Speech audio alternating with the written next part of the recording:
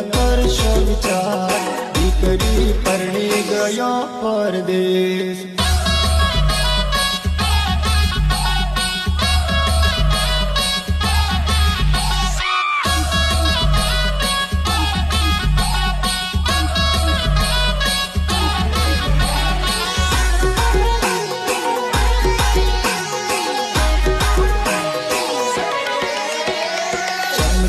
જાહેર જા મંજુલા છમ છમ